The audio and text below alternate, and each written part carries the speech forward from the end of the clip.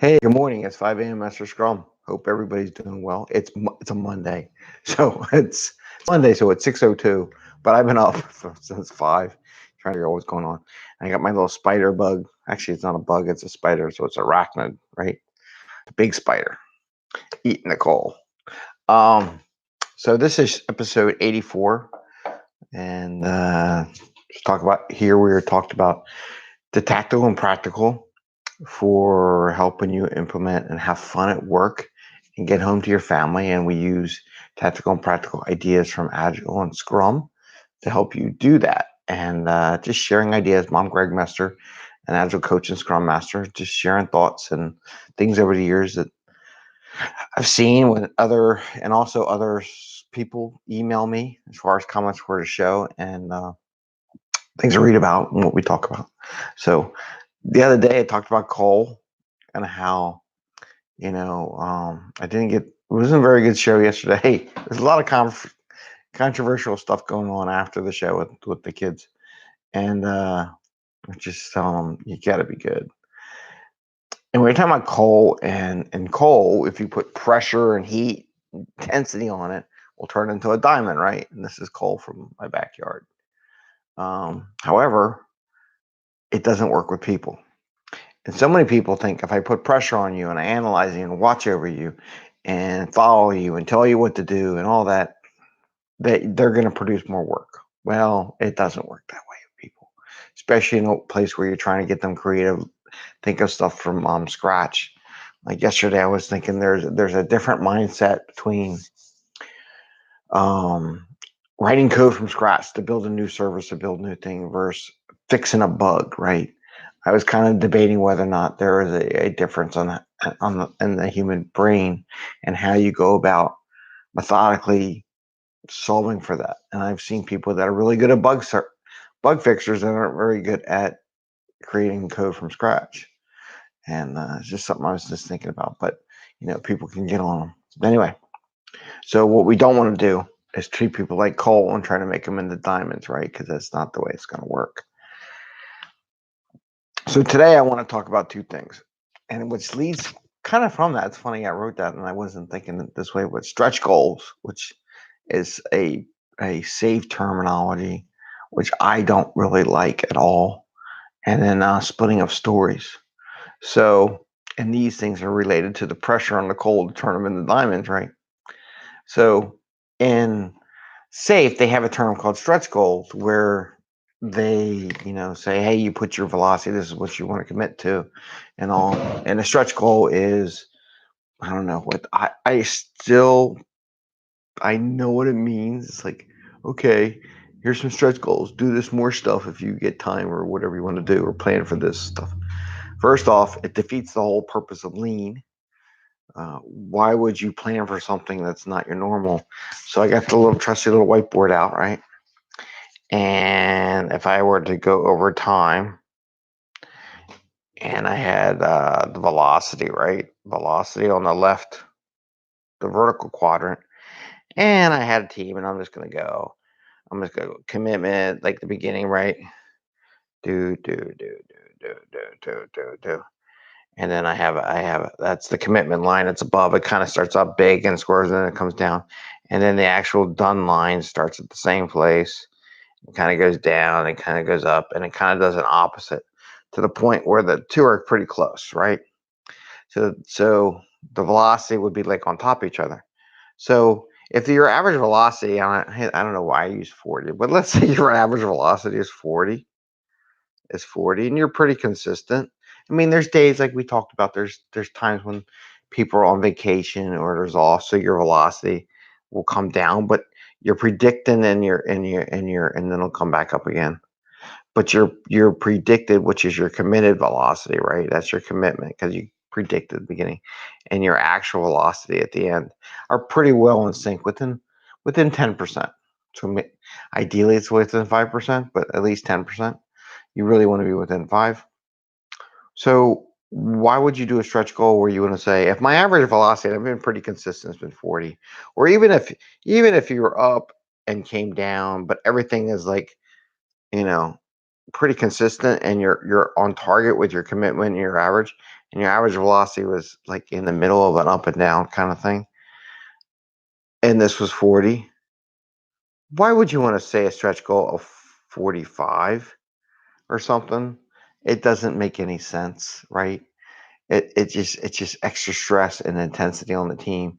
And to be honest with you, if you have to, and they say don't give it any points. And I heard that the other day. It's a stretch goal. You don't give it any points. It's like I don't put anything. I'll be honest with you. Don't put anything in your backlog that doesn't have any points associated with it. It's a waste.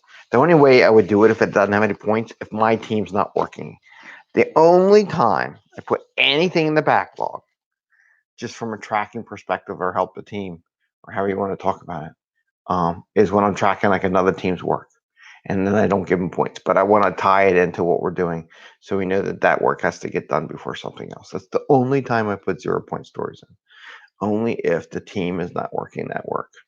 So, but they would say, we'll put a stretch goal in there, we'll put 0 points on it, and we'll just stick it in there or something like that. I'm like, but what? But the whole idea of the stretch goal is just totally, it's the coal to diamond approach first. What's real? Because my opinion is when if they get done early and they do all their checks, and maybe we'll do a show on all the different checks and what to look for. And I heard something on another podcast the other day saying the same thing. Pretty much similar checks. Mine are a little bit different, but we're pretty close. Then they can go get the story from the next sprint and bring it in after talking with the product owner and the team and see if it's okay. So it's like you don't need a stretch goal. You just pick the next story in the next sprint that theoretically you might have groomed, because we talked about that before too, about having like 2 or 3, maximum 3, no more than 3 sprints groomed stories, just to keep things flowing into the team. So that's it. So anyways, 5 a.m. Mester Scrum. Hope you're liking and enjoying. And we talked about that. I just want to get I still think that the stretch story is trying to turn coal into diamonds. Okay. I like this coal. It's neat. Anyway, this is old school. So this is digging out in the garden and backyard here in South Philly when they used to use coal to heat the houses, and winter's coming up. So I found this piece of coal. It's a nice big piece that I found in our garden. Yeah, it's coming up out of the ground because there was an old house that collapsed decades ago. That it's just coal from their coal chute. There's probably a buried treasure of coal down there in there somewhere. So anyway, so that's that. And then splitting stories. Do I need a whiteboard for splitting stories now? We could just talk about splitting stories. So there's always another thing. Everybody wants to maintain their velocity, right? We want to get credit for the velocity. I don't know. Maybe I could draw it. Well, maybe we'll see. We'll talk to it and see if we can draw it out. So it's a never ending thing.